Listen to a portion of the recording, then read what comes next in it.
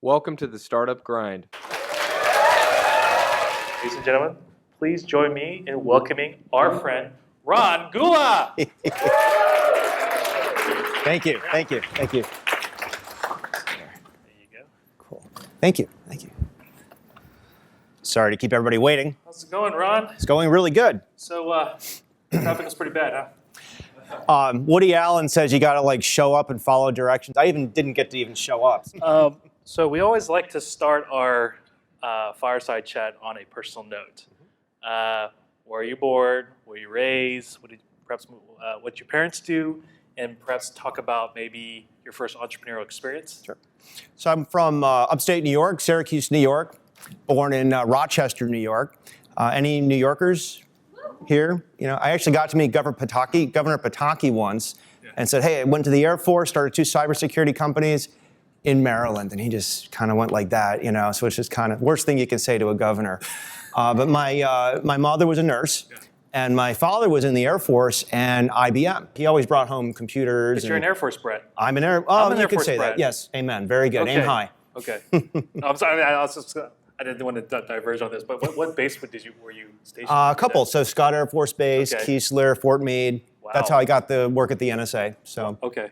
Well, I'm sorry. I didn't mean to cut you off. No, it's good. Very good. So, your first entrepreneur experience you were proud of? So I never really did the proverbial small business or wanted to be a consultant or never did things like that. I just was lucky enough to be in a lot of different positions where I said, if I'm ever in a position to lead people, I'm not going to do that, or I really like that. I got to work at US Internetworking over in Annapolis. I got to see a startup go public, if you will. That was pretty motivating, seeing all that. And then when I was at BBN, I actually did some work called IR&D, or I don't even know what it stands for, but it's where you rapidly build a product for a government customer. So I got to see a lot of different ways to productize things and bring them to market and get instant feedback from people. I actually found that, I was like, oh, I can do that full time. Yeah. Really set me up for doing that. It's almost like a lean startup nowadays, but that was like lean startup for the government. It is, and there's actually, in this area in particular, there's a lot of people who do really good work for the country, for the military, for the intelligence community. Yeah. They're kicking out great products every day. They speak in startup terms, product management, release cycles, QA, things like that.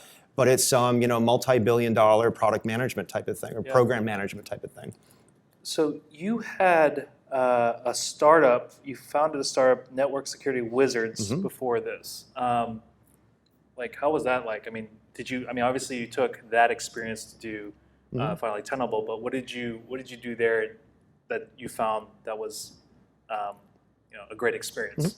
So it was the late 90s, and 100 megabit was a really fast network. I was working at US Internetworking, and at that time the market leader was a company called Internet Security Systems. They had an intrusion detection system called Real Secure that only ran on Windows, and this was right around the time Linux was really getting popular.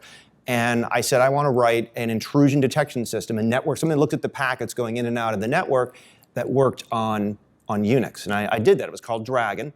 And, and we chased ISS, Internet Security Systems, that whole time. But then years later, the market changed. It went from intrusion detection to prevention. And I actually met people who, we were the ISS to them. They said news clippings and stuff like that. So what I learned is that when you're innovating and when you're outperforming the guy in front, you still got to watch out for the guys in back. Or young ladies or whoever, right? You never know where the competition's going to come from. So you were the CTO for that, a co-founder for that business. Now we're going to get into the Tenable security, the beginnings of it. You were, I saw titles that you were CEO, but then I saw a CTO title as well. Did you play a role as a CTO and then before you went to CEO? Yeah, so I'm a self-taught programmer. Okay. I'm a double E, so fairly technical. Okay. I can understand usually when somebody's BSing me from a technology point of view, even if I'm not really conversant on the technology or things like that. But when we started Tenable, I really wanted to be CEO. And I had a co-founder, Jack Hufford, who's a Virginia resident, and the two of us started it. And he was much more business. He would not be. He was a great partner, but it was just something. I had the CEO title and the CTO title. I've actually had that for almost 14 years. Very unusual type of type of situation.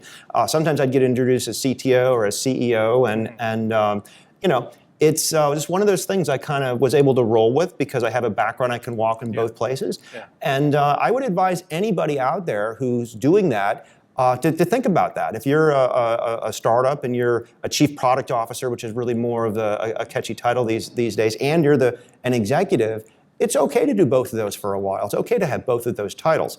And I don't get too hung up in titles, but that was definitely an odd thing, I think. So if you were unique. So if you go into a meeting, you're like, oh man, this meeting is going to be pretty brutal. So you would come in as a CTO? It's very useful if you're at a point where you're going out to raise capital or brief Wall Street analysts. I'm going to meet with the CEO. On the other hand, if hey, let's roll up our sleeves and do a deep dive on the technology. If you don't have to leave the room, there can be useful that, right? And the other thing is it's kind of useful to play dumb every now and then, right? What have you heard about this company? What do you do? It's very interesting to see what people will say and do based on how smart they think you are, who you are. So, but I've always been very upfront, CEO, CTO, and it's a unique thing, but I wish there was more of it. I think the more technical leaders that we have, the better decisions we're going to make as a leader, as an executive. So I'd embrace all those titles, but just make sure you can do it. And you should never ever stop trying to hire people smarter than you. There's another founder at Tenable, Renaud Derrison, who's one of the smartest guys I know, and he's now the chief product officer. When we started Tenable, we didn't have these cool. You shouldn't get hung up on titles, but you definitely need to worry about organizational charts and things like that. But you never, even if you're the head technical person, you should never stop trying to hire more people smarter and better than you. Doing what needs to be done. Nessus is the world's most popular vulnerability scanner. Is that? It's what it says on the website. That's what it said, because I looked up on Wiki. And then, you have, it's been used over 75,000 organizations. When I read that, I'm like, 75, is there that many companies and organizations out there? 75,000, it's crazy. You had 3 co-founders. How did you guys meet? Tell us from the very beginning how you, Jack, and Renaud. So it's a good story, and it's a good story for everybody here, because as entrepreneurs, you never know who you're going to be working with next, competing with today, and working with down the road. So when we did Network Security Wizards, that was the Dragon intrusion detection system. It was acquired by Interisys Networks. Jack Hufford was in the business development unit there. And literally, I was there one day when he was planning a trip to move to DC, and I said, boy, it'd be great to do another company and start on something completely different than intrusion detection. And that's kind of how we did Tenable. And I had worked with Renaud to integrate the Nessus open source project with the Dragon intrusion detection system. And so it was based on those 3 things. We said, hey, let's try to start a company and let's focus on Tenable network security, obtainable and defendable network security. So it was really easy to get the 3 of us together. And there's a lot more people involved. My wife is involved. There's a lot of people that worked with Dragon that helped us get started. You never do things alone. But it's pretty unique to have 2 co-founders with the founder as well. I have a lot of friends in the business, and it's usually a one-person show. But it was just really good. We were able to go 14 years and get all that done together. So just for the benefit of the crowd, could you explain what Tenable does? Sure. So networks have changed, right? So we've been doing this for 14 years. The concept of a network has changed. A lot of you are millennials. You probably think of networks in terms of logos, right? Facebook, LinkedIn, Snapchat, things like that. 14 years ago, if you said network, people thought of Cisco routers and things hooked to it. And the reality is both of those things are still true today. And so what we do at Tenable is we help people audit everything on their network, what's supposed to be there, what's not supposed to be there, and try to identify their biggest risk. That sounds really, really, really simple, but you have so many things that can cause you harm on the internet today. You have 0 days, you have nation states, you have crimeware, you have insiders, and then you have all these defenses, firewalls, antivirus, intrusion detection, insider threat detection, anomalies. I can go on and on and on. At Tenable, at the next level down, we actually can look at all of that across and then tell you, hey, your patch management system isn't really good. You're not doing any vulnerability management on your perimeter Cisco routers. And to make that a bit real, if you hear about the NSA, they had this hacker group called the Equation Group, where they released a bunch of open source exploits for firewalls. typically when people go in and they look at a network, they think about all the computers on the network. I have 1,000 Windows computers and maybe one firewall. Well, if that one firewall's got a vulnerability, you might have 1,000 vulnerabilities on the Windows computers. That one firewall vulnerability is a lot more important than those internal ones. So Tenable can help people make a better risk management decision of which things to pay attention to and which things might need to be managed. So continuous networking monitoring. Basically what I just said, but in real time. Got it. And what happens is, how often have you heard this people say, hey, the hackers broke into the network and nobody found out about it for 140 days or 200 days. And then you find out something, well, the thing they broke into, it was supposed to be patched, but it wasn't patched for like 90 days or 100 days, right? Doing that process I just talked about with Tenable, doing that real time, where you can actually bring all that data in and say, today, if I could only get one thing done, what would it be? That's continuous network monitoring. So I find it very interesting with Ronald Darrison. Darrison in 1998, he actually provided the Nessus project open source. So it was free remote security scanner.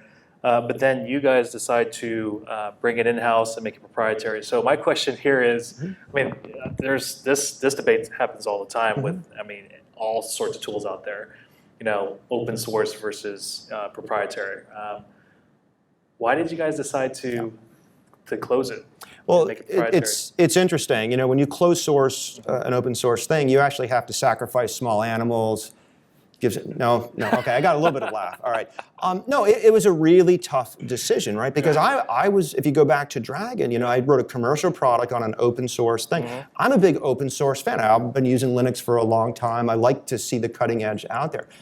But the difference between having something open source and having a community of users are two different things. And now today, there's a lot of free software that we use.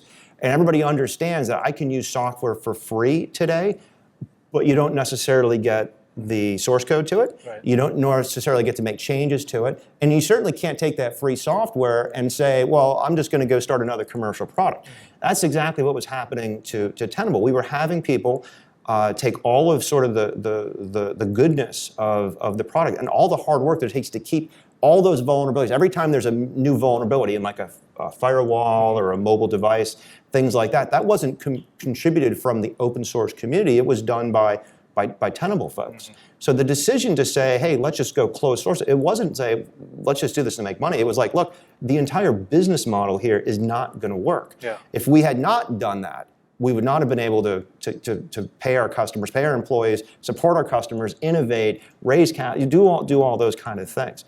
The day we did that, there was another headline. There's a bunch of companies that closed their doors because they're like, wow, this is exactly what what we're using for our technology. And as you're looking at your various business plans and coming to market, you might have a lot of open source delivered from the cloud. You might have a lot of open source delivered in various components from third parties. You always have to watch what happens if that technology doesn't, goes away overnight, or doesn't get supported, or becomes hard to maintain, or things like that. So it was a very tough decision. But we were very happy because not only did we do it, but we communicated it. We communicated all the reasons. We left the existing we didn't violate anything. We left the existing open source the way it was, and we just didn't close source and stop and just have some other. We actually, if you look at Nessus today, we've added you can do malware with Nessus, right? That's something you couldn't do, back when it was open source. And I got hundreds of examples of things that we added to it and whatnot. Does that make sense? Yeah, totally. I mean, I'll just look it up on Wiki later if I have some confusion. So tweet, please, #StartupGrind at Ron Gula. Yes. Okay. So it's 'cause you're dropping some pretty awesome gold nuggets here. So sure. Moving on, I wanted to talk about the funding. I mean, you raised $300 million venture funding from the likes of In-Q-Tel and Excel Partners. And Excel Partners is one of the most prestigious VCs anywhere, top 3 for sure. How does a startup court an a type of Excel partner VC, or is it the other way around? Right? You you want to make yourself look presentable, so then they approach you. Like, how does one go about that? So it doesn't happen overnight, right? It takes a lot of meetings, and without getting into too much of tradecraft or who met with who and who negotiated what, it was a multi-year thing. Typically in cybersecurity, when we started, they didn't call it cyber; it was information security and things like that. But the conference everybody goes to is RSA. The other conference is Black Hat. Typically, when you go to a conference like that, if you're a small cyber company, you meet with customers. You try to learn from competitors, and you meet with potential investors, and you do media meetings. Those are the 4 things typically an executive will do out there. We met with a lot of venture capital folks almost every year we went out there. And it was just one of those things. Our business model at Tenable was such we were always making money. We didn't have the best marketing, so we were always like, oh, by the way, literally we'd have conversations over coffee. Yeah, our sales doubled from last year. And that just it almost derails the meeting because, if somebody's coming into an RSA with the notion of, I want to find a company at a $10 million run rate or $15 million run rate that does this, and you find somebody that's doing 5 times that, it takes a while for somebody to really get to know that kind of thing. Plus, at the valuation that we raised at and the size it raised, it's not like one person. It's not like somebody walks in with a bag of money and says, you negotiate it right there. They've got to go back to their fund and present those business cases, right? So it's a fairly long conversation, and it's not one that is there. And then on top of that, you got to say, look, there's multiple conversations. It's never just one potential investor. It's never just one type of thing. So we're very happy with Excel and Insights, the other investor, with this last round. The other money that we raised, so for example, the state of Maryland, they gave us a grant of $1 million. That was actually very useful for us. Not only, obviously any type of grant like that's really good, but for employees who are based in Maryland, boy, they're really, really jazzed about that. The state government's behind them. It's a good deal. Was that specifically TEDCO? The grant that you got from it was around that, but okay. it's there. And then the In-Q-Tel stuff. The In-Q-Tel is a small portion of that amount of money, but that solved a different problem. With In-Q-Tel, their business model is such that they're going to invest almost as if, without getting into the details, not a significant amount of money, but it allows them to vet people, do a background check sort of on the executives, background check on the company, how well are they doing, how well are they conducting business. But then it basically allows us to do better work with certain parts of the U.S. government that would otherwise be harder to do business with. So all of that raise has different business purposes. I actually wanted to go more into detail about the In-Q-Tel, if we're allowed, because it's CIA, I don't know, maybe we were allowed to talk about it. But how many startups here are a cybersecurity startup? Raise your hand. Okay. How many are cybersecurity startups and don't want to raise their hand? No? Okay. Yeah. In-Q-Tel is one of those kind of VC or the VC funds that you want to, if you're a cybersecurity, you want an In-Q-Tel to invest in you. How does one get approached by In-Q-Tel? Because it seems like those guys are, they're the CIA. They're very under the table kind of thing. Like, how do you court an In-Q-Tel? So because they're associated with the intelligence community, they can't talk a lot about what they, but I'll say two different comments. So one, they're not staffed with people who are necessarily, James Bond, right? The people that are staffed there come from the banking community. They come from the technical community. They come from they speak your language. They speak our language. The second thing is the problem that they really help solve. Imagine you're working somewhere and you're working in a special mission. Maybe it's law enforcement, maybe it's intelligence, maybe it's DOD, and you can't get to Black Hat. You can't get out there. You can't do these kind of things. It's nice to have a vehicle where you have this sort of a trusted to bring in these new companies, because you've seen, especially in cyber, the threat changes so fast. Right now, I'd love to say Tenable does everything and you don't need any other cyber company, but that wouldn't be true. In-Q-Tel works with a lot of great companies. Several of them we work with now. We got introduced by them. If you look back in the cyber industry, ArcSight and FireEye, they were both In-Q-Tel companies. So there's a lot of big companies that have sort of come out of there, and I definitely think it's a really good program. I know they got some rocky press recently, but I think they really solve a big problem for the intelligence community. So no, that's interesting that you brought up FireEye. I remember, I think it was 2 years ago, I was thinking, oh man, this 15 years ago, this area had AOL, right? And that was the flagship, and that's what put Northern Virginia on the map. Then you had Blackboard, which is the ed tech, and that sort of put DC on the map. I was looking at Mandiant, and I was thinking, oh, I hope maybe they can put, because it's cybersecurity, it's one of the tenant industries here. Maybe that will be the flagship company, but then they got bought out by FireEye. So my question is, do you think that Tenable will be that flagship company? Because I don't think AOL or any of those companies raised $300 million, and you would only raise $300 million if you want to get that company to go IPO. So I obviously can't comment on that, but I will speak as, a lot of times in this region, Tenable gets referred to along with SourceFire as two examples of companies that have really kind of made it. Now SourceFire we can talk about, right? They raised a lot of money. They almost got acquired by Checkpoint, and they had the whole CFIUS hearings, which was actually really good press for the region and stuff. But then they went IPO, and then they got acquired. Could that happen to Tenable? Of course. But I can't really comment on that. But just as I travel around the country, the different types of reactions I get from the raise, from what Tenable does, from where we're going to go, it's good for the entire region. And just living in Maryland, living in Howard County, I don't really see. I came here from New York, right? So to me, I talk about. I look at the politics maybe of different sides of the river. I always got to ask, what are we talking? Is it NSA, CIA? Is it Maryland, Virginia? Is it cyber companies here? It's not. Our region has so much going for it. And I say the region from Virginia all the way up from Maryland to Delaware. We have so much more going for us than perhaps other segments. I think it's just a great time to be doing companies. And actually, as I've moved on as CEO, I've been spending a lot of time with cyber companies in this region. There's so many things that are coming down the pipe. We're going to be in good shape. I'm hoping to help create the next 10 Tenables, to tell you the truth. Honestly, I have a whole list of questions. I'm going to skip right to this one question because you brought it up, this angel investing.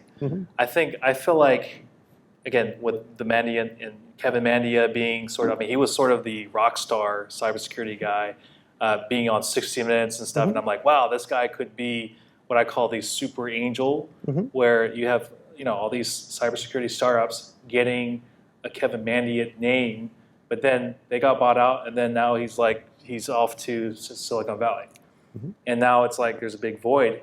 So now we're looking at you, do you do a lot of angel investing first of all? So the short answer is yes. Yes. Okay. And I'm trying to encourage more of that. There's a good network of successful entrepreneurs who've had exits who not only want to give back, but then how do you give back, right? So you have time, right? You've got, hey, maybe I can just look at your product and give you some feedback. There's investing. And then there's just, what can you do as far as talking to the local governments and things like that about, can we change policy or kind of incentivize things? So for example, my wife Cindy, she was at both Network Security Wizards and Tenable. She's in Howard County's Economic Development Advisory Board and trying to wave that cyber flag, getting more cyber companies not just moving to the region, but just trying to give confidence to, think of the two guys at the CIA who are trying to think outside the box and doing the next gen, cloud malware kind of thing.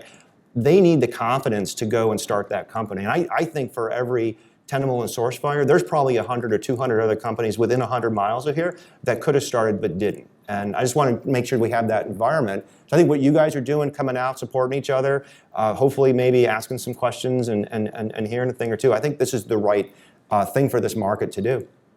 So I want to talk about a recent investment you did, Contrast Security, and you actually invested alongside with some pretty impressive other investors, including the CEO of Akamai and John Thompson. He's the chairman of Microsoft. Can you talk about this specific startup? Why did you invest in this startup? So then, folks in here will say, maybe those are the type of startups that you are looking to invest in. Oh, absolutely. So that one had a couple of things going for it. One, I really don't want to do anything that conflicts with Tenable, right? So if you're ever successful and you get a chance to leave where you're at or step away perhaps, You can't go back and do that. Same thing when we did Tenable. We really wanted to make sure it wasn't a network intrusion detection system, which we had just done for that. But one thing is their engineering team was based up in Baltimore. And I know the Ravens lost to the Redskins, right? But we're big town up in Baltimore, right? And I want to support their engineering team, which was up there. But the third thing is at Tenable, I just saw a lot of problems with things not getting fixed, right? And we actually have a shirt at Tenable, which is like, we point out your vulnerabilities, like your ex-girlfriend, and things like that. But at the end of the day, Tenable doesn't apply a patch, it doesn't fix the source code, it doesn't change the thing. It lets you know what you should be doing today to be better, right?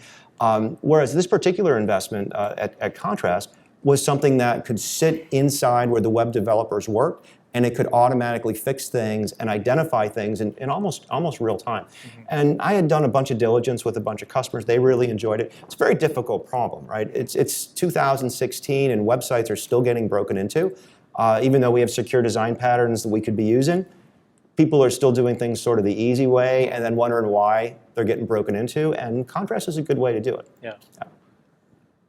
So if you could lay out the next startup you'd like to invest in, what would that look like? Wow. So it's a couple things, and I've been doing a lot of public speaking lately, and it really goes into one of two areas, and it's really a religious kind of thing.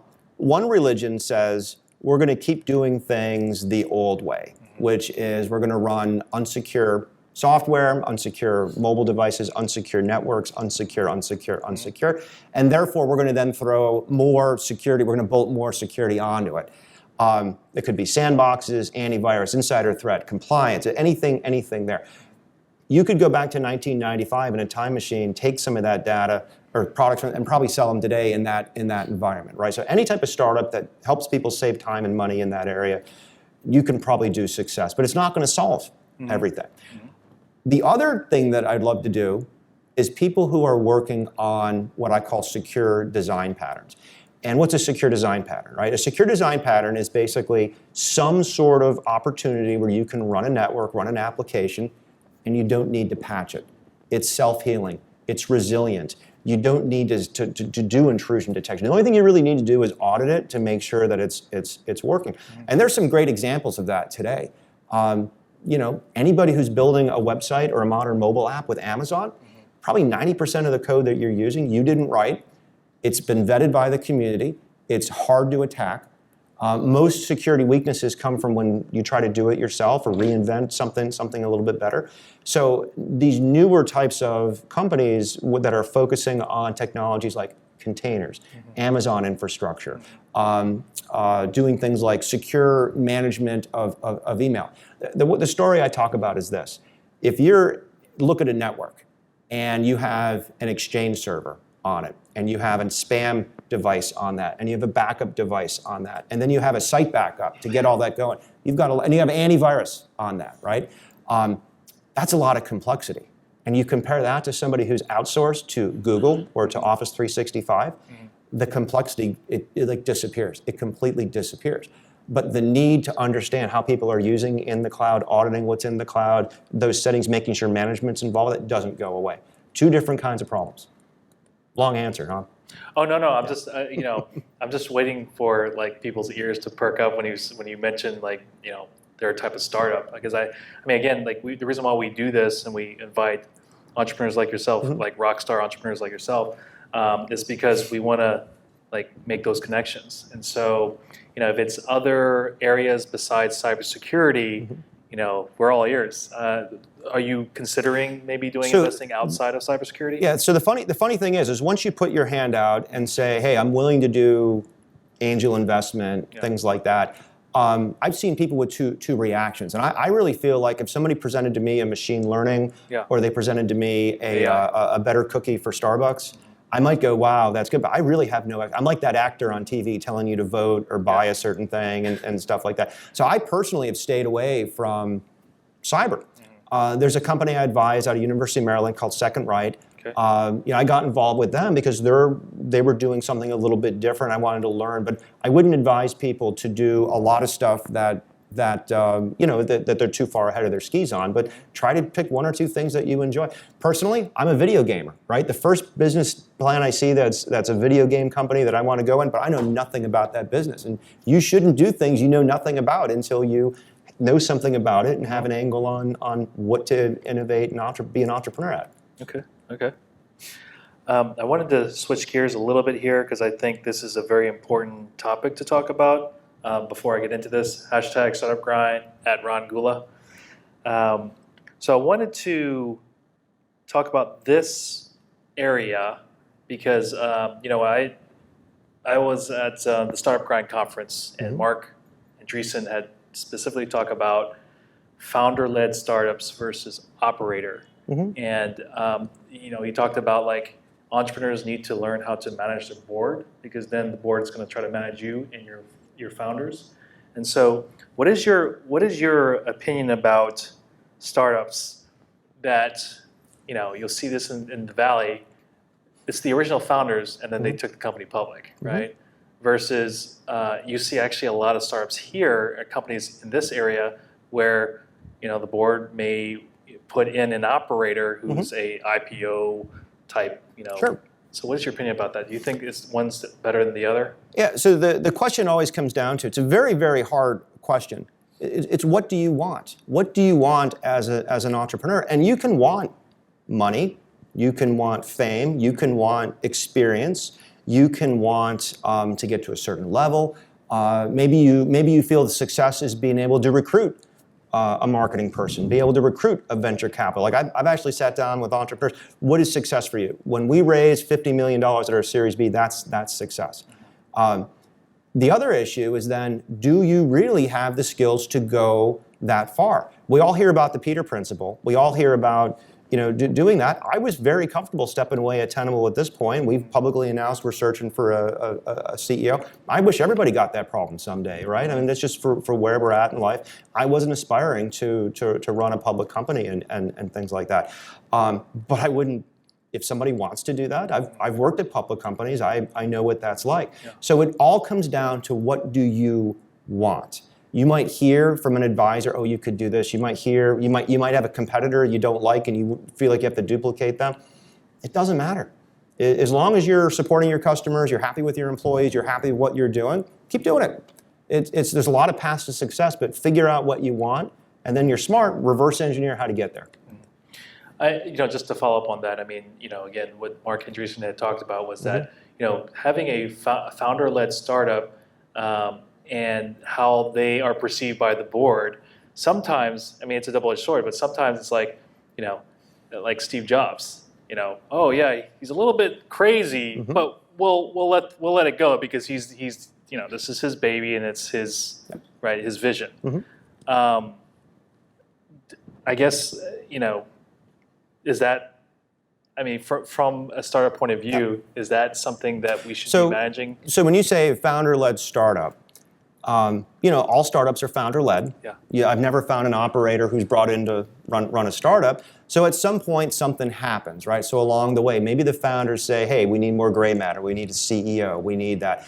Maybe they say, boy, we need venture capital, or we need some smart advisors, or we need a board. Because I'm advising a bunch of companies right now, and frankly, I'm under contract with them. I'm not part of the board or anything like that. So the question is, what does somebody perceive they need, and then what are you doing there? So there's a lot of good companies that have had operators brought in and turned around.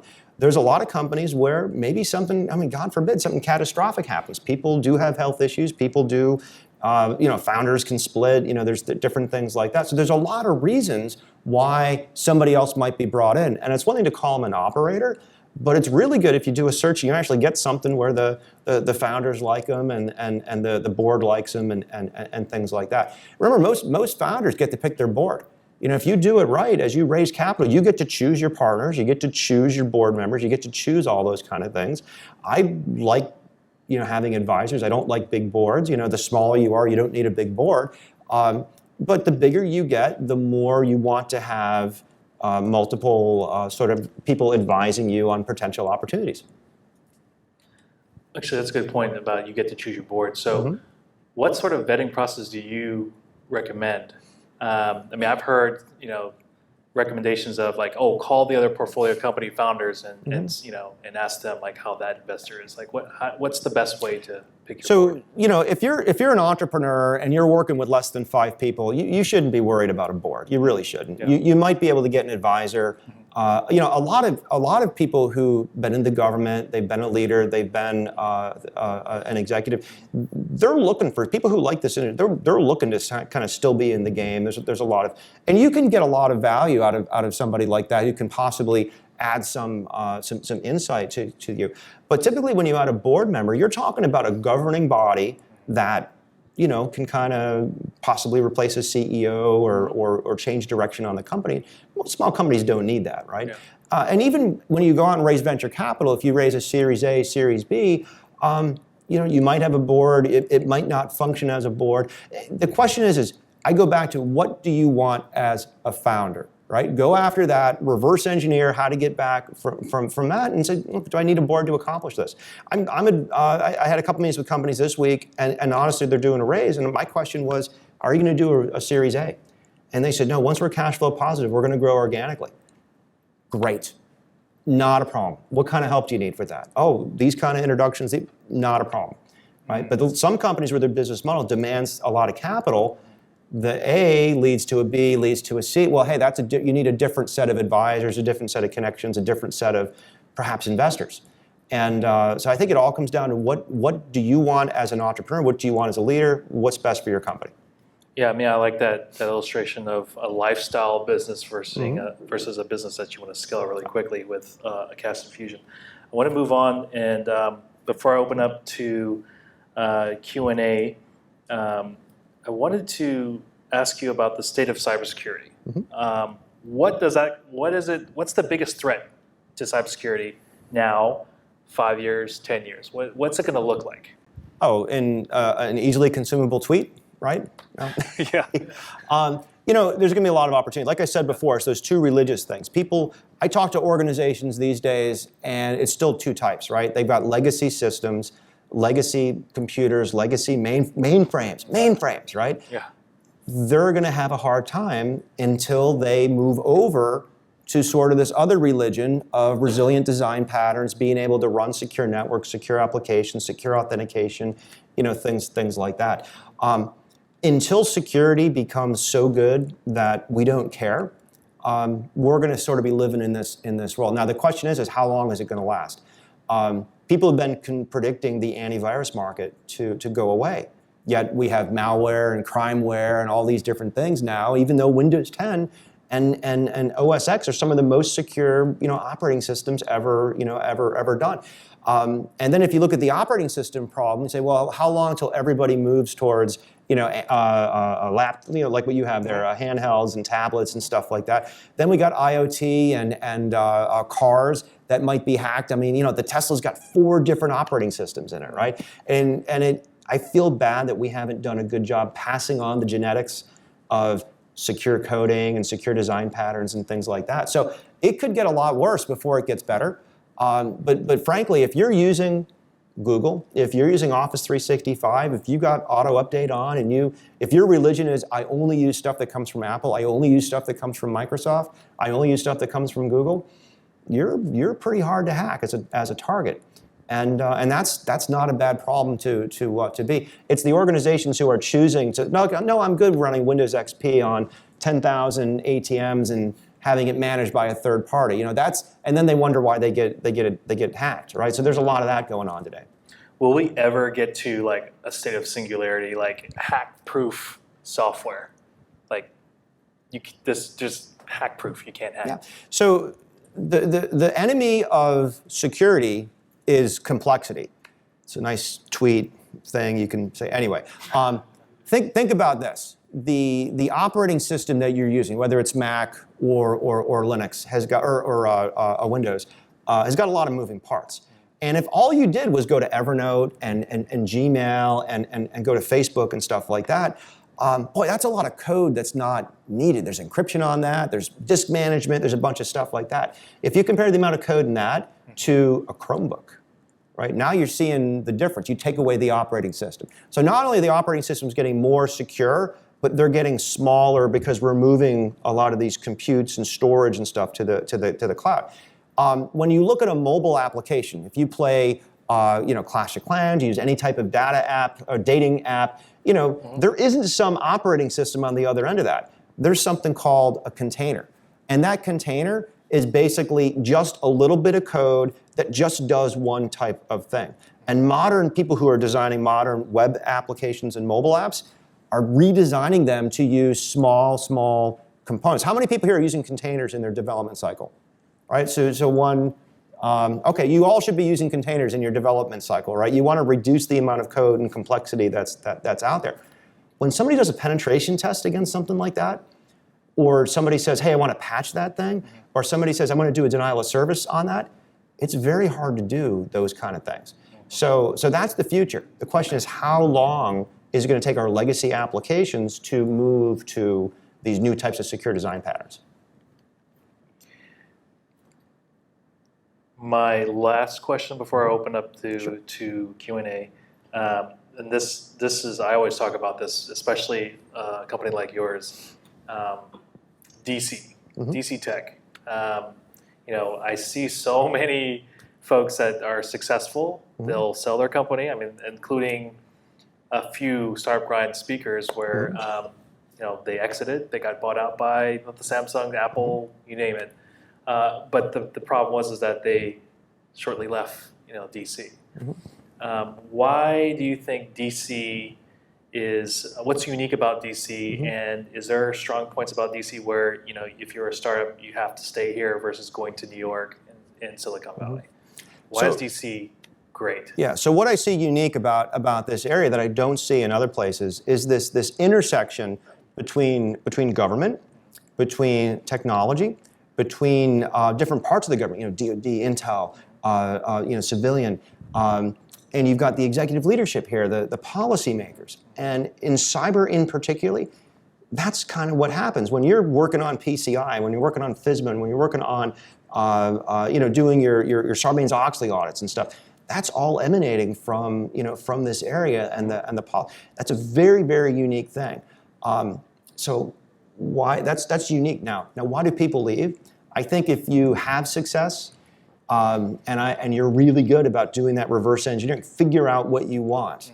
A lot of times people don't know what they're going to do after that. And I would just say, God bless you, right? If you're ever in that situation where you're good for your family, you're good for your maybe future generations, you're good for your employees, you're good for that. If you move out of the area, what I would say it's without trying to get too thick, you never leave, right? All your connections are here. If someday you see me leave and move to West Virginia or back to upstate New York, I'm not going to somehow abandon the almost 25 years of connections I've made in the area. Usually, if you get to be successful, though, you get a lot more opportunity, you get exposed to a lot of other things, and you still support where you come from. I mean, people, I just generally see, even if they physically move away, they never forget where they came from. All right, we're going to open up the floor for questions. Anybody have any questions? First of all, is there any City Pass members that have a question? Okay. All right, so, Dion, you have a question? You don't have a question? I got a question. Okay, here you go. He can project. Yeah. I remember using Nessus back in '03.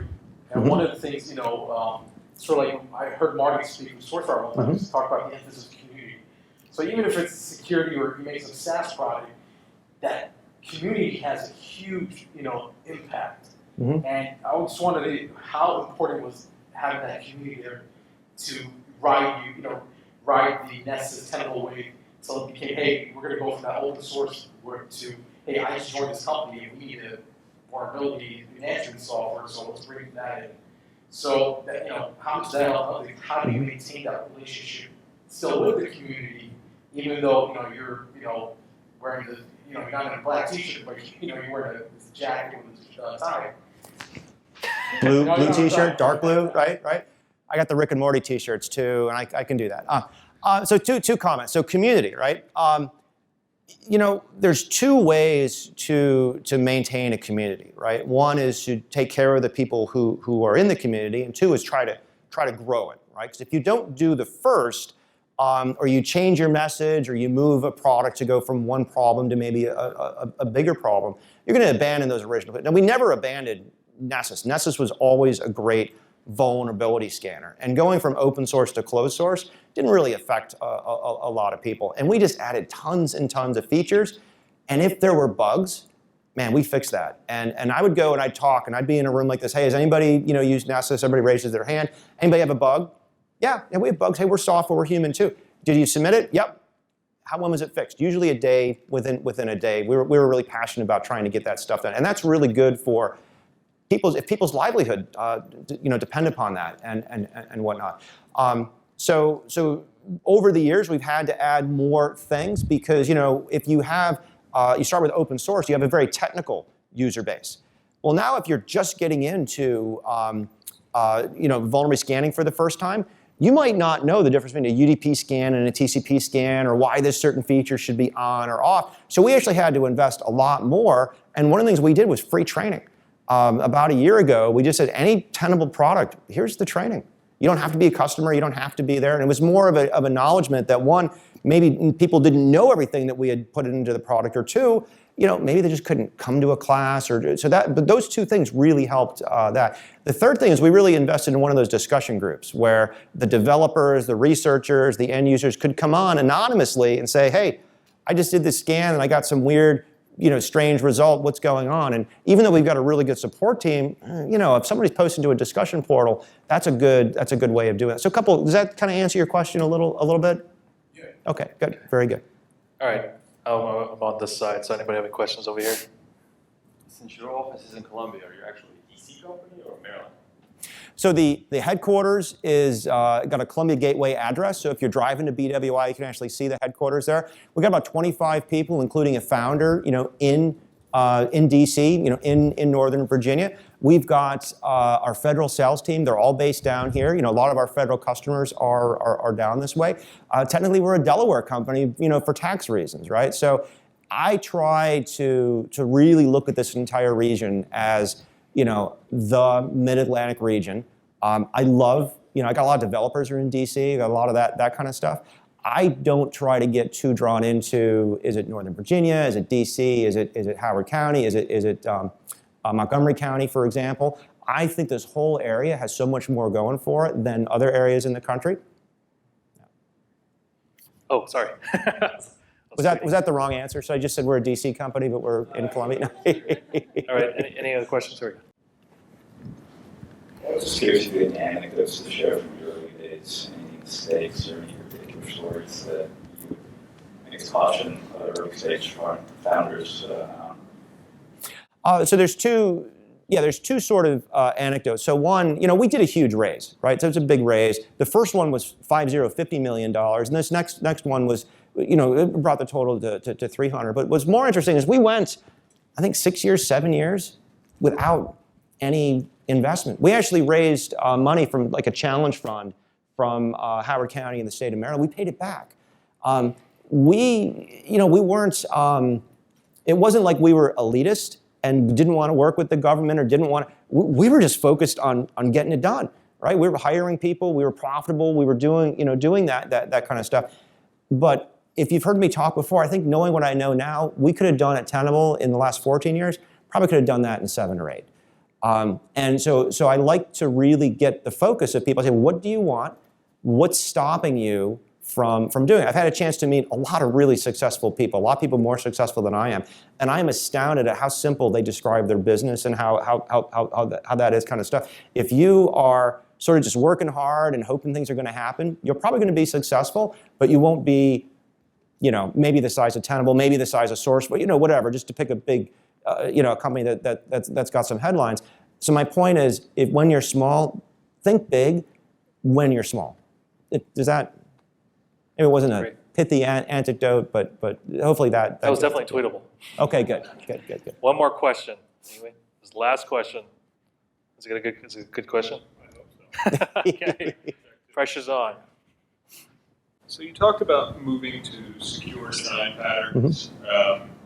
How much of that is really dependent on moving security into the cloud, or how much of that can be done really on the chip and on the hardware? There's a lot of talk in that space about the hardware itself becoming more more secure. Mhm. And how would that interplay with what you are doing at Tenable and evolve through this model going forward? So great question. Great question.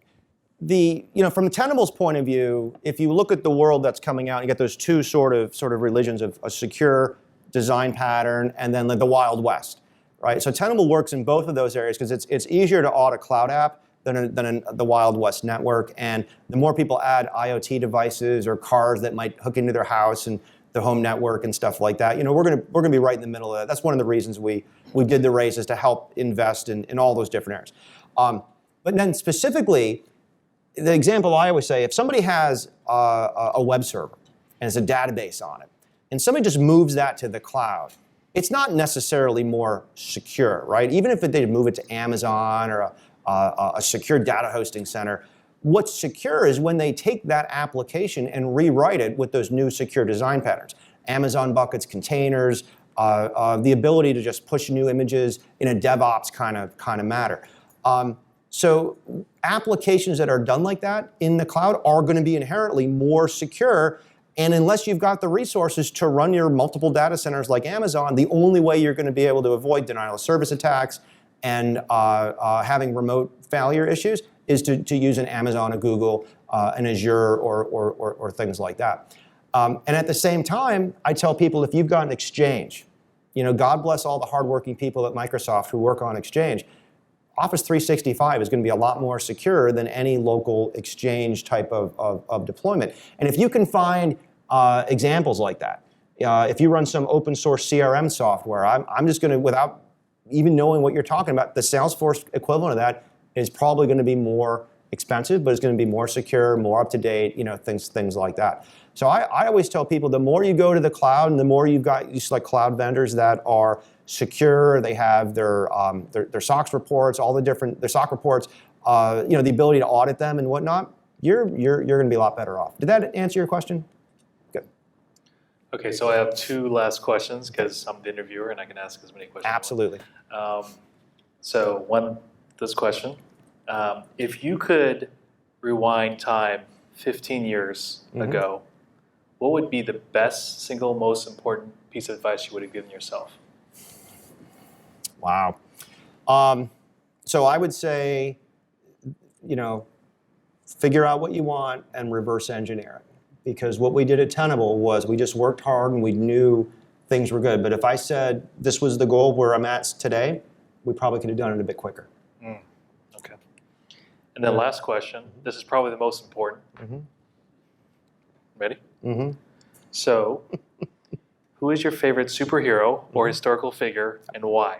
And why? So, perhaps like the debate, I had the questions ahead of time. And my first reaction was no Star Trek or Star Wars question there, right? So, Batman, absolutely Batman. Big fan of Batman. If I had to pick a runner-up, it'd be Iron Man. You can see I like people without superpowers doing super things. Okay. But Batman. So obviously you told me this, and we got you a Batman mask. I mean, it's going to be close to Halloween, so you could use this with Startup Grind swag on here. That is great. So that is great. Thank you for coming out, Ron. Thank you very much. Ron Gula. Thank you.